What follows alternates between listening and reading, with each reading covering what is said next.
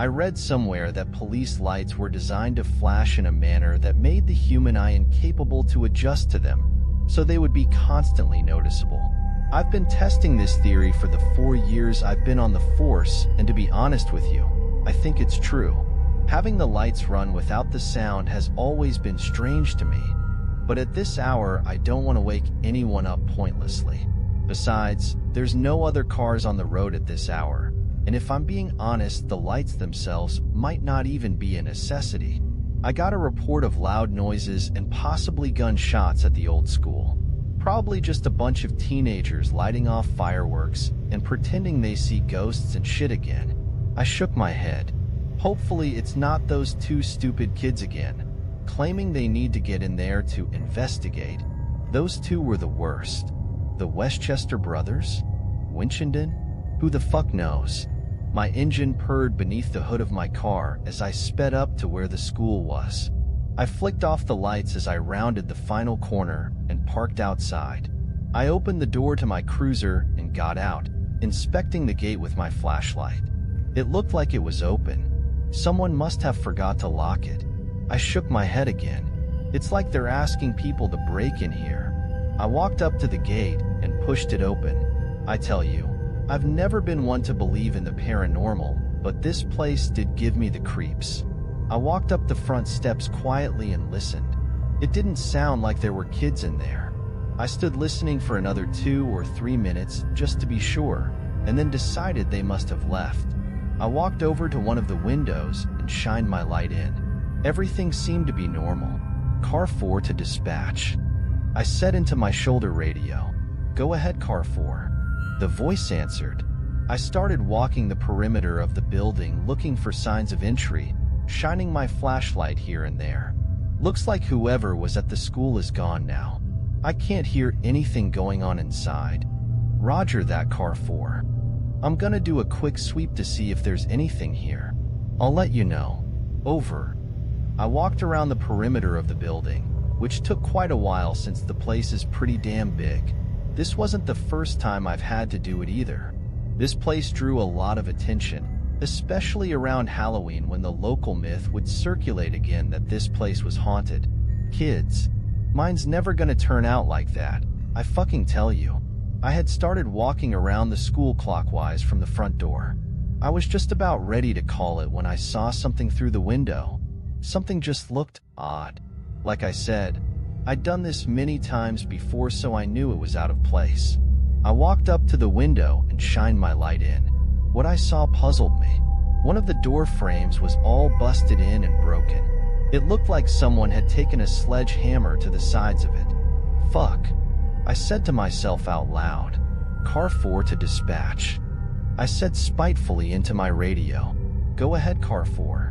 It looks like whoever was here did some damage to the building. I'm gonna see if I can get inside and check it out." Requesting backup. Roger that, Car 4. Car 2, please proceed to Car 4's position and assist. Roger. Bill said through the radio. I'm about 5 minutes out, Car 4. Proceeding now. Roger that. Over. I said back. I jogged back to the front steps and unholstered my gun. I'm not sure if it was the instincts I gained from 2 tours in Iraq, or just the strange way that door frame was busted, but something just wasn't right here. I slowly made my way up to the front door and tried the knob. Much, but not really, to my surprise, it turned. The door swung open gently and silently. I raised my flashlight under my pistol and scanned the foyer. Nothing really amiss here. I started walking down the hall to the right, towards the back corner of the building where the door frame was busted in. I got halfway down the hall when I realized it was impossible to walk without creaking on the floorboards. I got anxious and sped my pace up a little. The door frame was busted in pretty bad. It looked like whoever did it was in the room and busting it in towards the hallway. I moved into the room and didn't have to look long before I saw the hole in the floor. It looked like 4 or 5 boards had been ripped right up, and not gracefully at that. Slowly, I walked over to the hole and shined my light through it. There was something down there. I just couldn't make out what. I squatted down on my heels and stared for a few seconds before I realized it. They were bones. I shined my light around a little more. There was fucking tons of them. Admittedly though, I wasn't that scared, until I noticed the painting. The bones sat in somewhat of a pile, but all around that were these weird drawings. It looked like a cross between Arabic and Mandarin. I got the chills and then pressed the button to talk into my radio. Car 4 to Car 2. What's your status? About 2 minutes out, Car 4. Roger. Try to speed it up. Over. I got up off my heels and inspected the room a little more closely. The floorboards looked like the nails were pried up somewhat. Whoever did this knew where to look. Some of them were broken though. So the person must have been in a hurry, doing this frantically, almost as if, "Fuck me, man," I said under my breath. I traced what I saw across the floor with my flashlight. All across the floor were deep gouges and scratches. I inspected the ones closest. It looked like whatever it was on 2 feet, but only left 2 scratches with each stride. Chills ran down my spine. This definitely doesn't feel right. Something is not right here. I got up and followed the scratch marks out the door and down the hall. They took a right turn where it looked like something had smashed into the corner. They led down the hall and into a room on the left. I slowed my approach as I noticed that this door frame had been busted in as well, but this time it was busted from the hallway into the room. As I stood there inspecting the frame, I heard something. A faint drip, like a leaky faucet dripping onto a wet plate. There might be someone in here after all. I swallowed hard and then turned the corner, shining my flashlight wherever I pointed my gun. Then I saw it. There, slumped against the wall, was what was left of a human being. I shined my light onto his hands and saw the revolver. Suicide. Slowly I approached the body.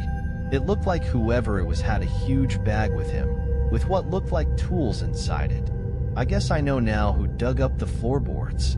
I heard the door of Bill's cruiser slam shut outside. It was strange. I had found suicide victims before, seen a lot of dead bodies, but I just felt some sort of connection to this one. Something I just couldn't put my finger on. I heard Bill's heavy footsteps as he bounded into the foyer. "Jeff?" I heard him call out nervously. "Back here, Bill." I yelled back. I heard his heavy waddling footsteps make their way back to where I was, and heard him panting before he was even in the room. Poor Bill. Guy couldn't run a bar tab without getting winded. "Oh, fuck, Jeff," he said when he saw the body. "Yeah, fuck is right, Bill, old buddy," I said, looking the body over. Guy ripped up the floorboards in the other room for whatever reason, and then came in here and blew his brains out. Bill stood there in silence for a moment. Some cops just get it quicker than others. In terms of Bill and I, let's just say that I was playing chess and he was playing checkers. Well, I'll call it into dispatch. They need to get a forensics team in here ASA. A noise cut Bill off. It was a phone. It was his phone. The dead man's phone. Now they tell you never to contaminate a crime scene. Never to touch anything until forensics has gotten there. I had never broken any of the rules before on the job. Hell, I never even wore the fucking uniform without making sure it was ironed every morning. But something inside me, something in the back of my mind told me that I had to answer that phone. I squatted back down and reached into his pocket where it was ringing. "Jeff, what are you doing? We can't." "Oh, fuck off, Bill, you big pussy," I said as I finally got the phone loose. I looked at the front screen. There was only a first name for whoever was calling. Eli. I pressed answer and held the phone up to my ear, but didn't say anything. There was a short pause and then, "Hello?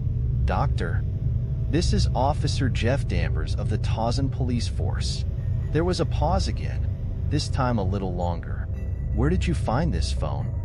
Whoever this Eli was, he wasn't stupid. "I found it in the pocket of a body at a crime scene. I'm sorry, but I think this doctor you're trying to reach has passed away." There was another pause, and I began to feel uneasy. Fuck, what was I thinking answering this call? "I'm sorry, sir," I said again. "Were you the one who found him?" he asked. I was slightly taken aback by this question. Found him? I responded, yes. Were you the one who first found the body? He asked again, sounding a little more worried this time. Yes, sir. I found the body only about 5 minutes AG. What I heard next, though I didn't know it then, would change my life forever. Sweet Jesus, you poor boy, is all I heard the man say before the line cut out.